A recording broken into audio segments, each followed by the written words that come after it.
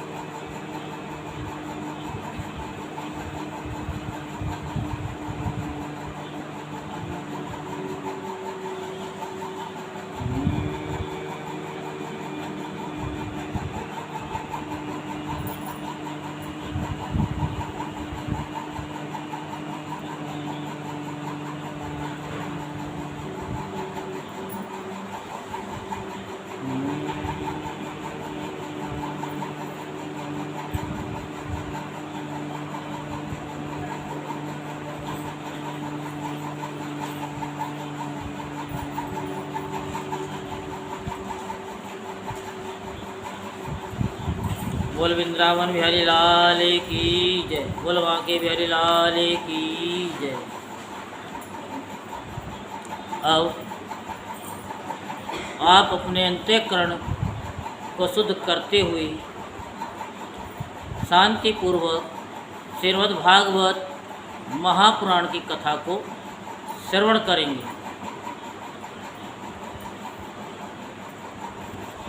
मार्कंडेय जी की तपस्या और वर प्राप्ति। शौनक जी ने कहा कि साधु श्रोमणी सूत जी, आप आयुष्मान हो। सचमुच आप वक्ताओं के सिरमौर हैं।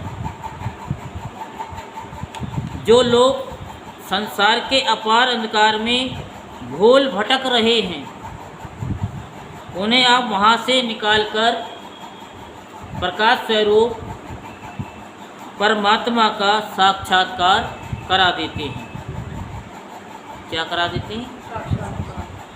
साक्षात्कार का मतलब क्या है? भगवान को सामने रखकर देखना, याद कर देना कि वो भगवान से उनका दर्शन कर लें, उनसे बातचीत कर लें, और जिसके लिए मनुष्य का शरीर मिला है, साक्षात्कार। आप कृपा करके हमारे एक प्रश्न का उत्तर दीजिए।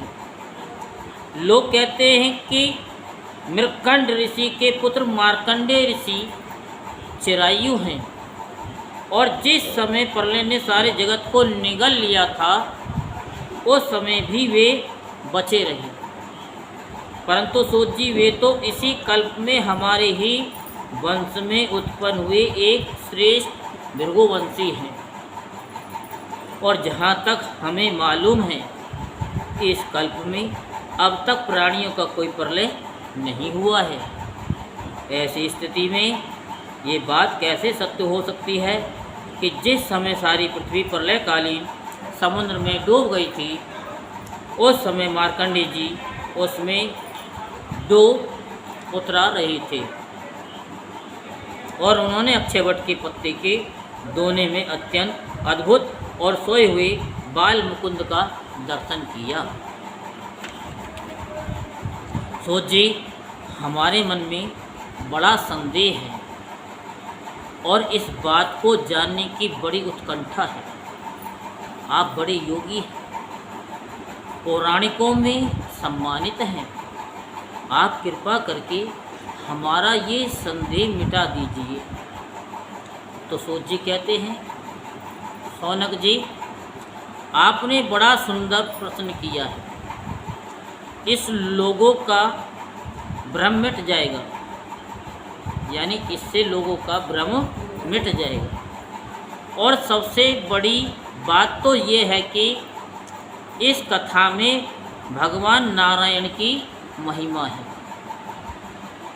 जो इसका गान करता है उसके सारे कलिमल नष्ट हो जाते हैं।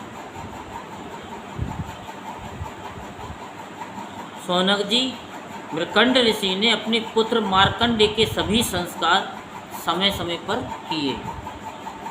मार्कंडेय जी विधि पूर्वक वेदों का अध्ययन करके तपस्या और स्वाध्याय से संपन्न हो गए थे।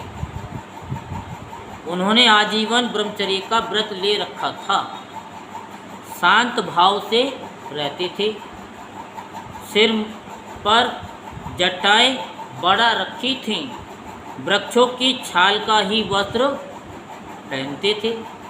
वे अपने हाथों में कमंडल और दंड धारण करते, शरीर पर यज्ञोपवीत और मेखला शोभायमान रहती। काले मृग का चर्म, रुद्राक्ष माला और कुश, यही उनकी पूंजी थी। ये सब उन्होंने अपने आजीवन ब्रह्मचर्य व्रत की पूर्ति के लिए ही ग्रहण किया था। वे सायकाल और प्रातःकाल अग्निहोत्र, सूर्योपास्थान और गुरु वंदन, ब्राह्मण सत्कार, मानस पूजा और मैं परमात्मा का स्वरूप ही हूँ, इस प्रकार की भावना आदि के द्वारा भगवान की आराधना करते। साय प्रातः भिक्षा लाकर गुरुदेव के चरणों में निवेदन कर देते और मौन हो जाते।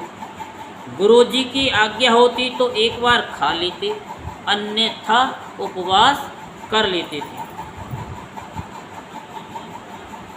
मार्कंडेय जी ने इस प्रकार तपस्या और स्वाध्याय में तत्पर रहकर करोड़ों वर्षों तक भगवान की आराधना की और इस प्रकार उस मृत्यु पर भी विजय प्राप्त कर ली, जिसको जितना बड़े बड़े योगियों के लिए भी कठिन है। मार्कंडेय जी की मृत्यु विजय को देखकर ब्रह्मा, भृगु, शंकर, दक्ष प्रजापति, ब्रह्मा जी के अन्य पुत्र तथा मनुष्य, देवता, पितृ एवं अन्य सभी प्राणी अत्यंत विस्मित हो गए। आजीवन ब्रह्मचर्य व्रतधारी एवं योगी मार्कंडेय जी इस प्रकार तपस्या, स्वाध्याय और संयम आदि के द्वारा अविद्या आदि सारे कलेशों को मिटा करके शुद्ध अंतःकरण से इंद्रियातीत परमात्मा का ध्यान करने लगे। जैसे कि आप लोग कर रहे हैं, क्या कथा सुन के कर रहे हैं, ओम के उच्चारण से कर रहे हैं, बाहर के से या अंदर के से, या आगे हम आपको बताएंगे उससे। जो हम ओम का उच्चारण करा रहे हैं उसके और भी फायदे कि एक तो हमारी उम्र बढ़ती है, दूसरी अकाल मृत्यु कभी नहीं होती है। क्या नहीं होती है? अकाल मृत्यु नहीं होती जो ओम का उच्चारण करती है। खाली ओम के उच्चारण की बात है, और जो क्रिया करा देंगे उनकी तो बात ही कुछ और है। तो ये आपका भी एक तपस्या चल रहा है कि यहाँ पर इतने बजे आना है तो आना है, कथा सुननी है तो सुननी है।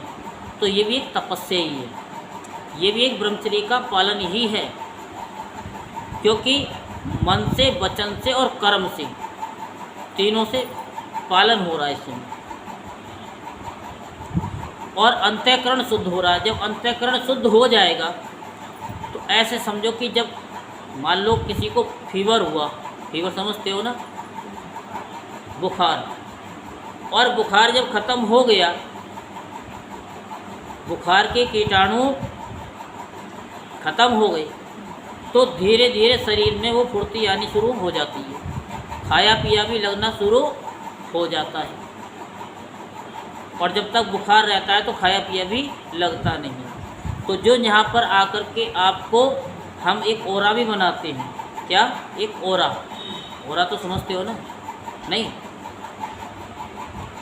जैसे एक प्रकार वाला, प्रकार समझते हो ना, वो गोला बना देता है और उसके अंदर एक वेव्स किरण क्या है कि एक शक्ति देते हैं।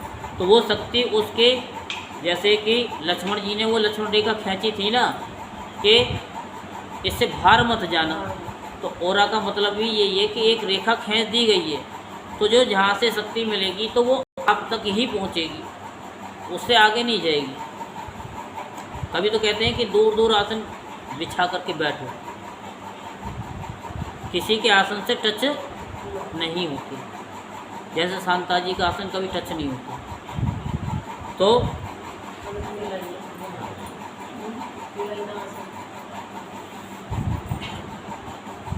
तो परमात्मा का ध्यान आप सभी कर रहे हैं। आप ये ना कि हम ध्यान नहीं कर रहे हैं, जब कथा आपके अंदर बैठ जाएगी तो आपको योग निद्रा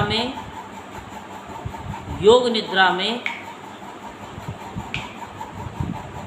क्योंकि आपसे हम कहेंगे 8 घंटे बैठ करके, 6 घंटे बैठ करके ध्यान लगाओ, तो ध्यान लगेगा क्या? क्योंकि पहली बात तो बैठा नहीं जाएगा आप लोगों के पास, और दूसरी बात कि ध्यान लगेगा नहीं, मच्छर काटेंगे या ठंड लगेगी, कुछ ना कुछ होगा। और योग निद्रा के बारे में तो आपको पता ही है, योग निद्रा के बारे में पता है आपको? पता है आपको?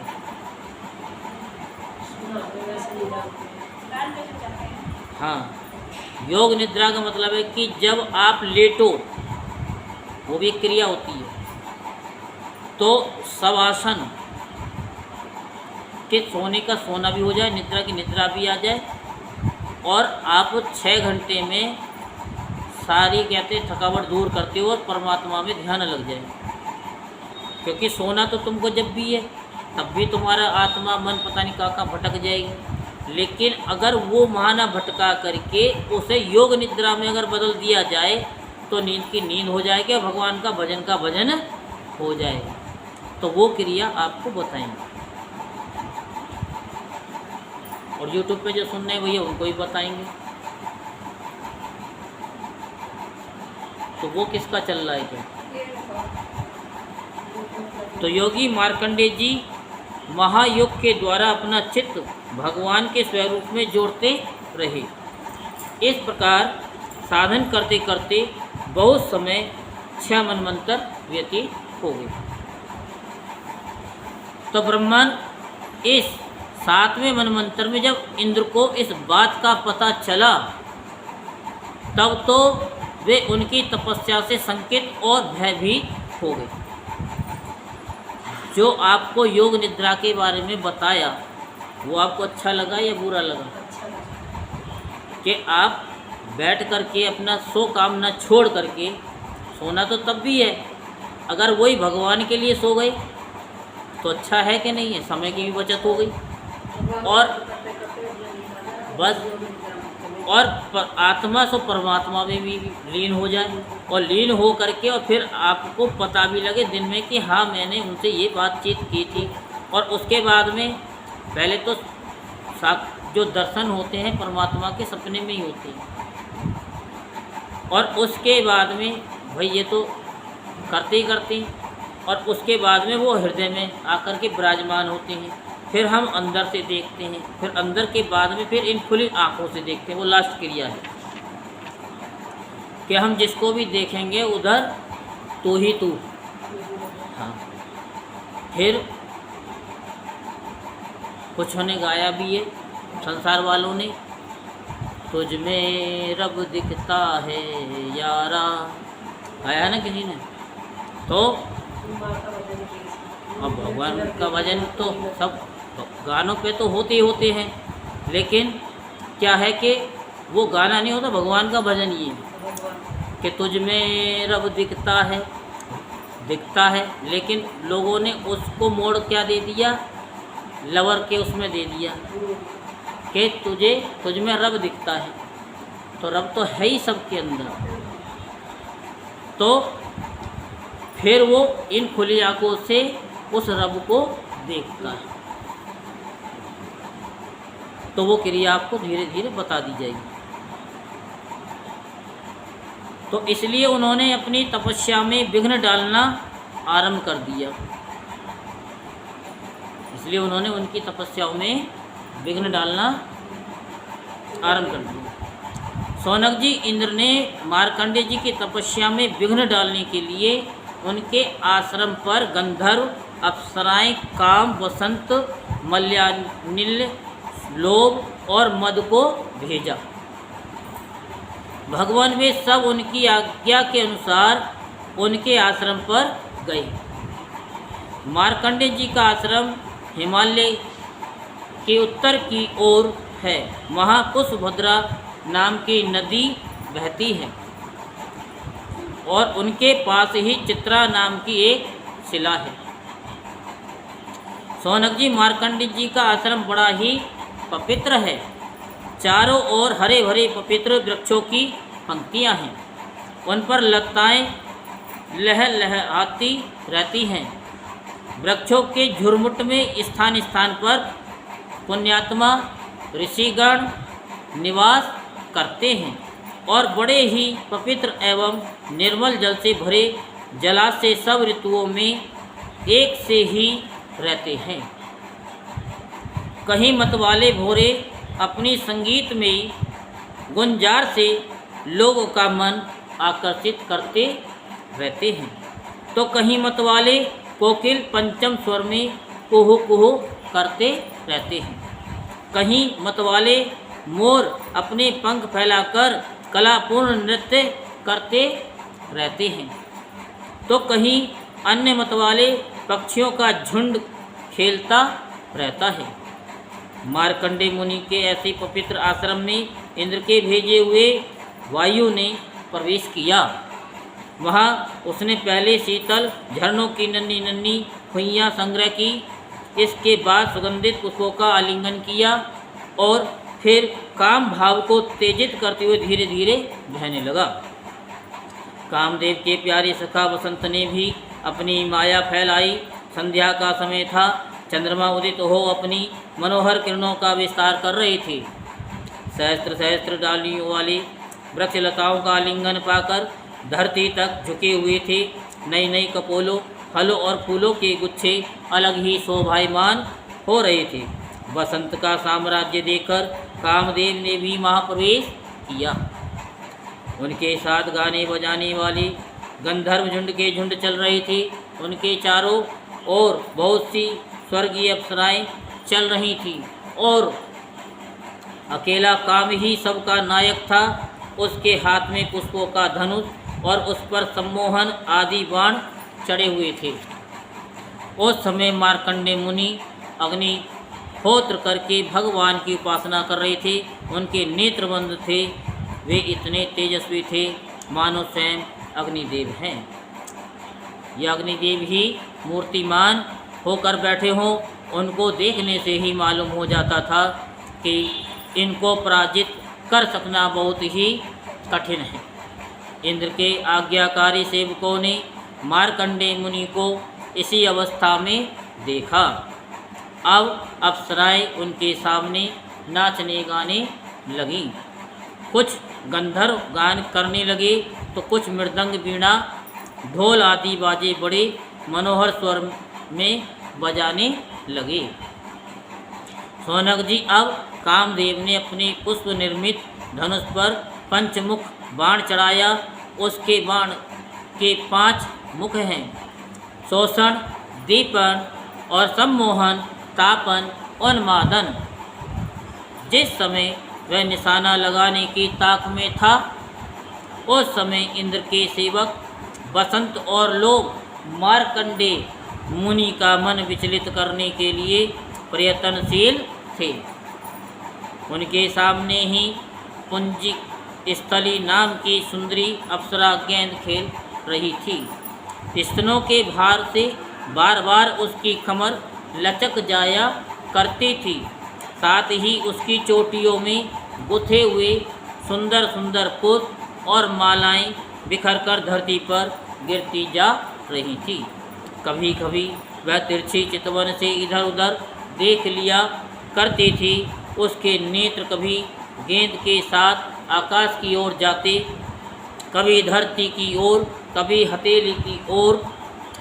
वे बड़े हाव भाव के साथ गेंद की ओर दौड़ती थी। उसी समय उसकी करधनी टूट गई और वायु ने उसकी झीनी सी साड़ी को शरीर से अलग कर दिया।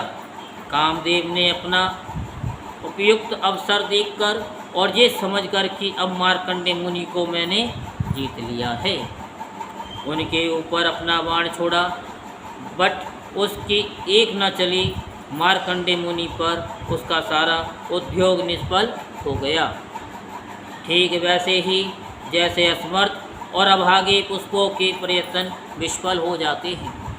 शौनक जी, मार्कंडेय मुनि अपरिमिति तेजस्वी थे। काम, बसंत आदि आए तो थे इसलिए कि उन्हें तपस्या से भ्रष्ट कर दी, परंतु अब उनके तेज से जलने लगे और ठीक उसी प्रकार भाग गए जैसे छोटे छोटे बच्चे सोते हुए सांप को जगा करके भाग जाते हैं। शौनक जी, इंद्र के सेवकों ने इस प्रकार मार्कंडेय जी को पराजित करना चाहा, परंतु वे रत्ती भर भी विचलित न हुए। इतना ही नहीं, उनके मन में इस बात को लेकर तनिक भी अहंकार का भाव न हुआ। सच है, महापुरुषों के लिए ये कौन सी आश्चर्य की बात है। जब देवराज इंद्र ने देखा कि कामदेव अपनी सेना के साथ निस्तेज हतप्रभ होकर के लौटा है और सुना कि ब्रह्म ऋषि मार्कंडेय जी परम प्रभावशाली हैं, तब उन्हें बड़ा ही आश्चर्य हुआ। शौनक जी, मार्कंडेय मुनि तपस्या, स्वाध्याय, धारणा, ध्यान और समाधि के द्वारा भगवान में चित्त लगाने का प्रयत्न करते थे। अब उन पर कृपा प्रसाद की वर्षा करने के लिए मुनिजन नयन मनोहारी नरोत्तम नर और भगवान नारायण प्रकट हुए। उन दोनों में एक का शरीर गौरवर्ण था और दूसरे का श्याम। दोनों के ही नेत्र तुरंत के खिले हुए कमल के समान कोमल और विशाल थे। 4 भुजाएं थी। एक मृग चर्म पहने हुए थे तो दूसरे वृक्ष की छाल। हाथों में कुश लिए हुए थे और गले में 3 सूत के यज्ञोपवीत शोभायमान थे। वे कमंडल और बांस का सीधा दंड ग्रहण किए हुए थे। कमल गट्टे की माला और जीवों को हटाने के लिए वस्त्र की कूंची भी रखे हुए थे। वहाँ इंद्र आदि के भी पूज्य भगवान नर नारायण कुछ ऊंचे कद के थे और वेद धारण किए हुए थे। उनके शरीर से चमकती हुई बिजली के समान पीले पीले रंग की कांति निकल रही थी। वे ऐसे ही मालूम होते थे मानो स्वयं तप ही मूर्तिमान हो। यह मूर्तिमान हो गया। जब मार्कंड मुनि ने देखा कि भगवान के साक्षात स्वरूप नर नारायण ऋषि पधारे हैं, तब वे बड़े आदर भाव से उठकर खड़े हो गए और धरती पर दंडवत लौटकर साष्टांग प्रणाम किया। भगवान के दिव्य दर्शन से तो उन्हें इतना आनंद हुआ कि उनका रोम रोम, उनकी सारी इंद्रियां एवं अंतःकरण शांति के समुद्र में गोता खाने लगा।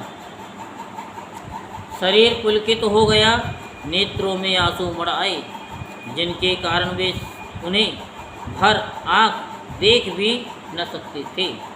तदंतर वे हाथ जोड़कर उठ खड़े हुए, उनका अंग अंग भगवान के सामने झुका जा रहा था। उनके हृदय में उत्सुकता इतनी थी कि मानो भगवान का आलिंगन कर लेंगे। उनसे और कुछ तो बोला न गया।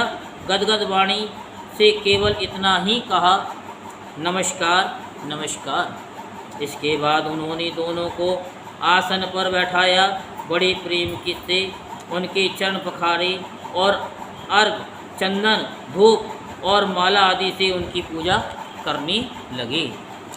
भगवान नर नारायण सुखपूर्वक आसन पर विराजमान थे और मार्कंडेय जी कृपा प्रसाद की वर्षा कर रहे थे। पूजा के अनंतर मार्कंडेय मुनि ने उन सर्वश्रेष्ठ मुनि वेशधारी नर नारायण के चरणों में प्रणाम किया और ये स्तुति की। मार्कंडेय मुनि ने कहा कि भगवान में अल्पज्ञ जे भला आपकी अनंत महिमा का कैसे वर्णन करूं।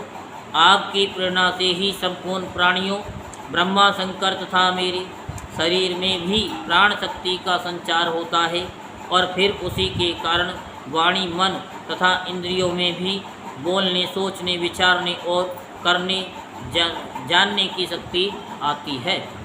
इस प्रकार सबके प्रेरक और परम स्वतंत्र होने पर भी आप अपना भजन करने वाले भक्तों के प्रेम बंधन में बंधे हुए हैं। प्रभु, आपने केवल विश्व की रक्षा के लिए ही जैसे मत्स्य, कूर्म आदि अनेकों अवतार ग्रहण किए हैं, वैसे ही आपने ये दोनों रूप भी त्रिलोकी के कल्याण, उसकी दुख निवृत्ति और विश्व के प्राणियों को मृत्यु पर विजय प्राप्त कराने के लिए ग्रहण किया है। आप रक्षा तो करते ही हैं, मकड़ी के समान अपने से ही इस विश्व को प्रकट करते हैं और फिर स्वयं अपने में ही लीन भी कर लेते हैं। आप चराचर का पालन और नियमन करने वाले हैं। मैं आपके चरण कमलों में प्रणाम करता हूँ। जो आपके चरण कमलों का शरण ग्रहण करते हैं, उन्हें कर्म, गुण और कालजनित कलेश स्पर्श भी नहीं कर सकते। वेद के मर्मज्ञ ऋषि मुनि आपकी प्राप्ति के लिए निरंतर आपका स्तमन, बंधन, पूजन और ध्यान किया करते हैं। प्रभु जीव के चारों ओर भय ही भय बोल वाला है, औरों की तो बात ही क्या। आपके काल रूप से स्वयं ब्रह्मा भी अत्यंत भयभीत रहते हैं, क्योंकि उनकी आयु भी सीमित केवल 2 प्रार्ध की है। फिर उनके बनाए हुए भौतिक शरीर वाले प्राणियों के संबंध में तो कहना ही क्या है।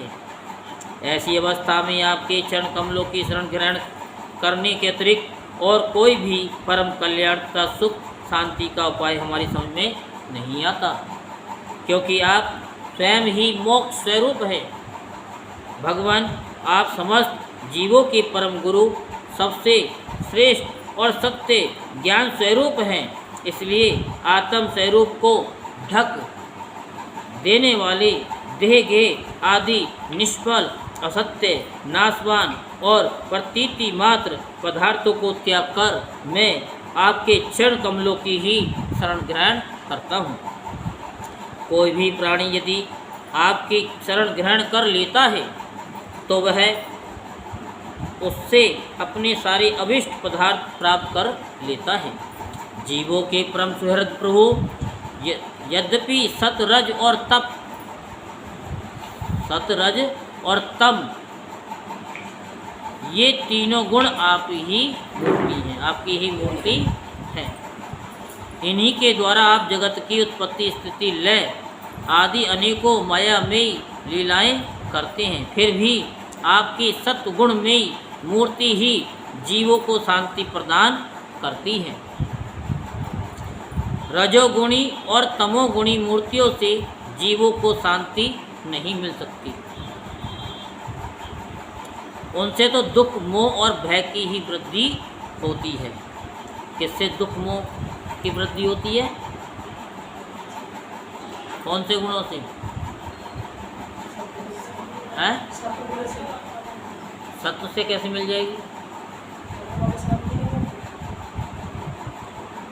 रजोगुण, तमोगुण मूर्तियों से जीवों को शांति नहीं मिल सकती। जो रजोगुण और तमोगुणी होते हैं और ऐसी ही जो मूर्तियाँ होती हैं, उनसे कभी दुख और मोह दूर नहीं होती, उनसे तो भय की वृद्धि होती है। भगवान इसलिए बुद्धिमान पुरुष आपकी और आपके भक्तों की परम प्रिय एवं शुद्ध मूर्ति नर नारायण की ही उपासना करते हैं। पांचरात्र सिद्धांत के अनुयायी विशुद्ध सत्य को ही अपना श्री विग्रह मानते हैं। उसी की उपासना से आपके नित्य धाम वैकुंठ की प्राप्ति होती है।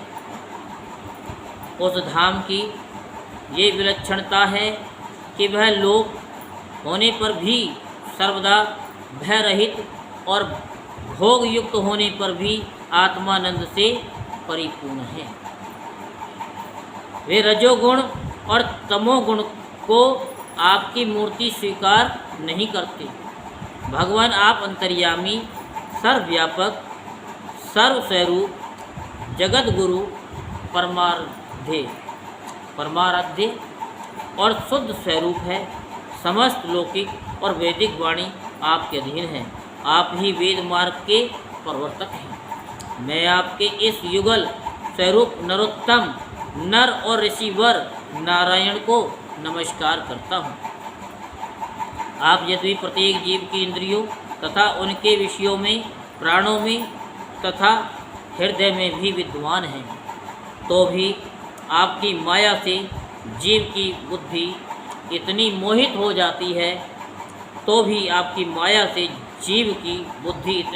जाती है, ढक जाती है कि वह निष्फल और झूठी इंद्रियों के जाल में फंसकर आपकी झांकी से वंचित हो जाता है। झांकी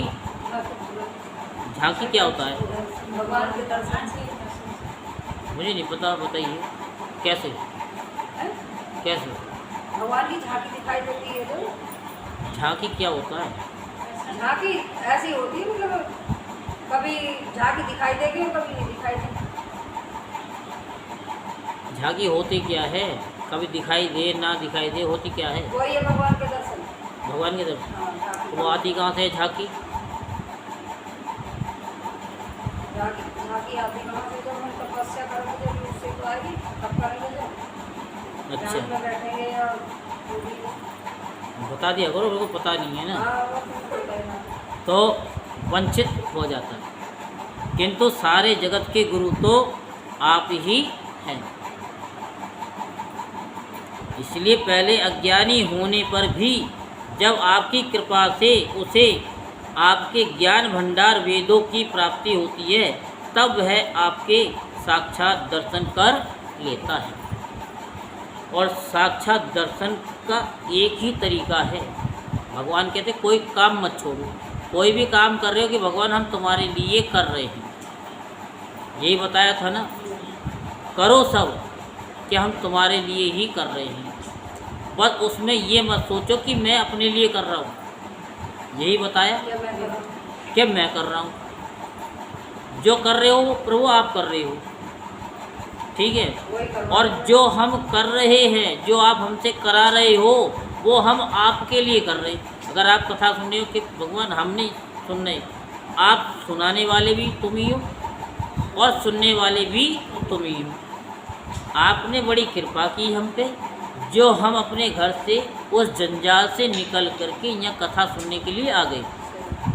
और प्रभु आपकी बड़ी कृपा है कि हम YouTube पर भी कथा सुन रहे हैं, मंदिर पे नहीं जा रहे हैं, पंडाल में नहीं बैठ रहे हैं। कि प्रभु चाहे किसी ने भी ये YouTube पर हमको शेयर की है, व्हाट्सएप पे की है, फेसबुक के माध्यम से मिली है, चाहे ट्विटर के माध्यम से मिली है, मौज पे मिली है, जोश पे मिली है, जिस पे भी मिली है, प्रभु आपकी बड़ी आसीम अनुकंपा है और हम इसको सुन रहे हैं तो ये आपकी बड़ी आसीम अनुकंपा हम पर है। और हम क्या सुनने, सुनाने वाले भी आप ही हैं। अगर आपकी कृपा ना होती तो ये YouTube पर ये कथा हमको एक एक दिन की नहीं मिलती। तो लोग तो क्या है कि व्हाट्सएप पे भी इस वीडियो को डाल रहे हैं, कथा को डाल रहे हैं कि भाई हमारे रिश्तेदार सुने, 10 को डालते एक आध तो सुनता ही है, तो उनको भी फायदा हो रहा है। तो साक्षात दर्शन कर लेता है जब वो केलिए को अपने संसार से हटा करके परमात्मा के लिए, वही काम परमात्मा के लिए करना है। आपके समझ में आ रहा है और आपके समझ में आ रहा है, पूरा आ रहा है। रेखा जी आ रहा है समझ के लिए। अगर आप अपने पति को भोजन करा रही हैं तो आप क्या सोच के उनको भोजन करा रही हैं, ये बताओ। पति समझ करके, हाँ, क्योंकि हमारे शास्त्रों में कहा गया है कि पति के लिए एक मंत्र होता है, उसे अपने बस में करने का, उसे जाप करने का, ओम पति परमेश्वराय नमः। मैं अपनी जेब से नहीं, ये भागवत में ही सुनाया गया है, और नहीं सुनाया तो और सुना देंगे अभी। सिर्फ 7-8 दिन की बात है, ये हो जाएगी पूरी। तो सिर्फ बच्चे को भी अगर आप खिला रहे हैं ना कि ये ठाकुर जी हमारे छोटे से, हमारे कृष्ण कन्हैया है, अगर लड़की है तो कि ये हमारी छोटी सी देवी है, हमारी ये कुल देवी है। कुल देवी होती है ना, कि ये हमारी कुल देवी है। अब ये मत कहना कि हमारी लड़की तो इतनी इतनी बड़ी है। अरे चाहे तुम्हारी लड़की बड़ी हो जाए, तुम्हारे सामने बुढ़ी भी हो जाए, बाल सफ़ेद भी हो जाए, बच्चे आजकल तो 20-25 साल के बच्चों के बाल सफ़ेद हो जाते हैं। 15 साल में। हाँ, क्योंकि जब वो शैम्पू लगाएंगे तो भैया सफ़ेद तो होंगे ही होंगे हैं। फिर हम लोगों के पीछे पड़ जाते, क्या आपके तो बाल सफ़ेद नहीं है? अरे हम तो एक ही साबुन लगाते, कोई सा भी मिल जाए, हम तो नहीं लगाते शैम्पू। तेल भी हमको जो मिल जाए, तो सरसों का तेल लगाओ और छुट्टी करो, ठीक है। फिर कहते हैं कि आपके गुरुजी जेली वाले बाल हो रहे हैं। अब जेली क्या होती है वो हमको नहीं पता। तो क्या है कि एक ही चीज़ है कि सिर्फ एक भाव लेके आना है कि हम ये आपके लिए कर रहे हैं काम, चाहे आप अपने परिवार के लिए कर रहे हो, लेकिन उसमें भी परमात्मा के लिए, उस भाव को चेंज कर दो। पैसे भी दे रहे हो बच्चों को तो अपने परमात्मा को, अपने लड्डू गोपालों को दे रहे हैं, ठीक है, क्योंकि सब अपने ही है ना। भगवान को कोई कहता है कि मेरा नहीं है, सब कहते हैं गोविंद मेरो है, गोपाल मेरो है, श्री बांके बिहारी नंदलाल मेरो है, सब मेरा ही है ना। तो कि ये मेरे कन्हैया, ये मेरी माता, ये मेरी कुल देवी, और ये मेरे पति नहीं, ये तो मेरे परमेश्वर हैं, यही मेरे भगवान हैं। बस यही समझ करके 5-6 महीने अगर फुल आपने ये कर लिया तो भगवान आपसे कदापि दूर नहीं है। प्रभु वेद में आपका साक्षात्कार कराने वाला वह ज्ञान पूर्ण रूप से विद्वान है, जो आपके स्वरूप का रहस्य प्रकट करता है। ब्रह्मा आदि बड़े बड़े प्रतिभाशाली मनीषी उसे प्राप्त करने का यत्न देखते रहने पर भी मोह में पड़ जाते हैं। आप भी ऐसे लीला विहारी हैं कि विभिन्न मत वाले आपके संबंध में जैसा सोचते विचारते हैं वैसा ही शील स्वभाव और रूप ग्रहण करके आप उनके सामने प्रकट हो जाते हैं। जैसे ब्रज के आप लोगों को देखोगे ना तो इतनी मीठी मीठी बोली बोलते हैं कि पूरे मन को खींच लेते हैं। नहीं खींचते क्या? खींच लेते हैं। तो उनके अंदर क्या है कि वो उनके संपर्क में हैं, बिहारी जी की संपर्क में हैं। कहते हैं ना कि शिवालय से 100 मीटर की दूरी तक साक्षात शिवालय होता है। जिसका घर 100 मीटर की दूरी के अंदर हो जाए शिवालय के, वो साक्षात शिव का ही घर होता है। और जो बांके बिहारी जी के 100 कोस या 84 कोस के बीच में बांके बिहारी जी का मंदिर पड़ जाए तो समझ लो कि वहाँ के जितने भी हैं वो सब बांके बिहारी लाल ही हैं। वहाँ की जितनी छई छापरी होती हैं वो भी राधा जी होती हैं। पेड़ पत्ते की भी अगर आवाज़ सुनोगे तो राधा राधे की आवाज़ आएगी। माँ झांकी सी आवाज़ नहीं आएगी, माँ राधे राधे की आवाज़ आती है। और रिक्शा वाला भी वहाँ पर राधे राधे ही बोलेगा, सब राधे राधे। बस राधे राधे का मतलब है कि राह दे, रास्ता दे, रास्ता दे, बस। जैसे सरिता जी लिखती हैं कभी कभी कमेंट में, आधे और राधे, आर की जगह पे ई कर देती हैं। तो मैंने कहा हाँ, पूरा कहते ब्रज का जो है, राधा का जो है ना, पूरा ही कहते असर आ रहा है। आर की जगह पे ई बना देती है तो राधे की जगह पे आधे आधे हो जाए, आधे और राधे।